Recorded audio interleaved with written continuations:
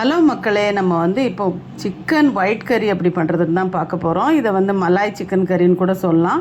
Malay நம்ம சேர்க்கறதுனால, அந்த க்ரீம் சேர்க்கறதுனால இதுக்கு நம்ம என்னென்ன வேணும்னு பார்த்துடலாம். சிக்கன் ஒரு 1/2 கிலோ எடுத்துக்கோங்க. 1/2 கிலோவுக்கு ஒரு 50 கிராம் தயிர் போட்டு ஒரு 1/2 ஸ்பூன் உப்பு போட்டு நல்லா ஊற வச்சுருங்க. இது நல்லா ஊறட்டும். ஒரு 1 மணி நேரம் 1/2 மணி நேரம் ஊற விட்டுருங்க. அதே மாதிரி முந்திரி பயிர் ஒரு 50 கிராம் எடுத்து அதை தனியாக ஊற வச்சுருங்க. அது ஒரு 10 நிமிஷம் ஊறினா போதும். அதுக்கப்புறம் வெங்காயம் ஒரு 2 வெங்காயம், ஒரு 10-15 பல் பூண்டு, பச்சை மிளகா ஒரு 4, கொத்தமல்லி தழை கொஞ்சம், ஒரு கைப்பிடி, மிளகுத்தூள் ஒரு ஸ்பூன், சீரகம் ஒரு ஸ்பூன் பொடியா, அப்புறம் ஒரு பட்டர் ஒரு 50 கிராம், இது க்ரீம், நம்ம அமுல் மில்க் க்ரீம் இருக்கு இல்லையா, அந்த க்ரீம் ஒரு 50 கிராம் 50 கிராமோட கம்மியே போதும், தேவைப்படும். இப்போ நம்ம பட்டர் போட்டுக்கலாம். வானல் அடுப்பில் வச்சு பட்டர் நல்லா கொஞ்சம் சூடான உடனே நம்ம பூண்டு சாப் பண்ணி வச்சுக்கோங்க நல்லா. ஏன்னா ரொம்ப நசுக்கி வச்சா கூட கரெக்டாக இருக்காது. நல்லா சாப் பண்ணிடுங்க சின்ன சின்னதாக. இதை போட்டு நம்ம நல்லா பட்டரில் போட்டு வதக்கிடலாம். இது வதங்கி நல்லா வந்ததுக்கப்புறம் நம்ம இது கூட வெங்காயம் சேர்த்துக்கலாம். வெங்காயமும் பாருங்கள் எவ்வளோ ஃபைனாக நான் சாப் பண்ணி வச்சுருக்கேன். இந்த சாப்பர் யூஸ் பண்ணிக்கோங்க, இல்லைனா சின்ன சின்னதாக வெட்டிக்கோங்க. ரெண்டும் நல்லாவே வரும். அப்புறம் பச்சை மிளகா போட்டுக்கோங்க. உங்கள் காரத்துக்கு தகுந்த மாதிரி பச்சை மிளகா போட்டுக்கோங்க. நான் நல்லாவே காரம் சாப்பிடுவோம், அதனால் நான் ஒரு 4 பச்சை மிளகா போட்டிருக்கிறேன்.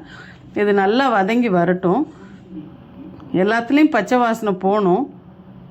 இப்போ பாருங்கள், நம்ம சீரகத்தூள், மிளகுத்தூள் இது 2ஐயும் போட்டு நல்லா வதக்கிக்கலாம். உங்களுக்கு வேணும்னா இதில் சிக்கன் மசாலா ஆட் பண்ணிக்கலாம். சிக்கன் மசாலா வேண்டான்னா விட்டுடலாம். ஏன்னா நம்ம எவ்வளோ கலர் இல்லாத பொருள் சேர்க்குறோமோ அவ்வளோவுக்கு அது நல்லா ஒயிட்டாக இருக்கும், க்ரீமியாக இருக்கும் அந்த கலர். இப்போ நம்ம தயிரில் ஊற வச்ச சிக்கனை போட்டுடலாம். ஒரு 50 கிராம் தயிர் போட்டு நம்ம ஊற வச்சுருக்குறோன்னா அது நம்ம கிரேவிக்குமே ஆகிடும் அந்த தயிர். அதனால் அது போதும். வேணும் இன்னும் கொஞ்சம் க்ரீமியாக, இன்னும் கொஞ்சம் தயிர் வேணும், புளிப்பு வேணும்னு நினைக்கிறவங்க 100 கிராம் தயிர் கூட யூஸ் பண்ணிக்கலாம். இப்போ நம்ம இதை போட்டு நல்லா மூடி விட்டுறலாம். சிம்மில் நல்லா வேகட்டும். சிக்கன் நல்லா வெந்து வரட்டும். இப்போ நல்லா 2-3 டைம் கிளறி விட்டுருங்க. உப்பு தேவையான அளவு போட்டுருங்க. இது நல்லா வதங்கி வரும்போது அது தண்ணி விடும். அது தண்ணி பத்தலைன்னா நம்ம கொஞ்சமாக லைட்டாக தண்ணி சேர்த்துக்கலாம். அது கூட சேர்த்து அது இன்னுமே நல்லா வேகட்டும். நல்லா கையில் எப்படியே தொட்டால் பிஞ்சு வர அளவுக்கு வேகணும். இப்போ நம்ம முந்திரி பயிரை அரைச்சி எடுத்துக்கலாம். அரைச்சி அந்த முந்திரி பயிறு அரைச்ச க்ரீமையும் ஊற்றிட்டு அது கூட எவ்வளோ தண்ணி தேவையோ அதையும் ஊற்றிக்கோங்க. ஏன்னா இது திக்காகும்.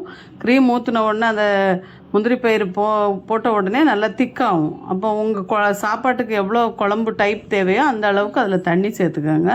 அது திருப்பியும் ஆறும்போது நல்லா கட்டி ஆகும். அதனால் வேணுங்கிற அளவு தண்ணி சேர்த்துக்கோங்க. நான் 1 கிளாஸ் தண்ணி சேர்த்துருக்கேன். இது பாருங்கள் எப்படி க்ரீமியாக வருதுன்னு. இந்த மாதிரி க்ரீமியாக வரும்போது எல்லாம் அந்த சிக்கனும் நல்லா வெந்து வந்துருச்சு.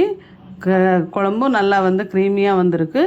இப்போ ஒரு எலுமிச்சம்பழம் புழிஞ்சு ஊற்றிடலாம். புழிஞ்சு ஊற்றிட்டு நல்லா கொத்தமல்லி போட்டு பரிமாறினீங்கன்னா சூப்பராக இருக்கும். கொத்தமல்லி போட்டதுக்கப்புறம் நம்ம க்ரீம் கொஞ்சம் போட்டுடலாம். அந்த க்ரீம் தான் அந்த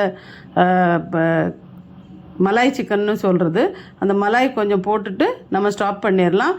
ரொம்ப நல்லாயிருக்கும். சாப்பிட்டு பாருங்கள். Thank you so much.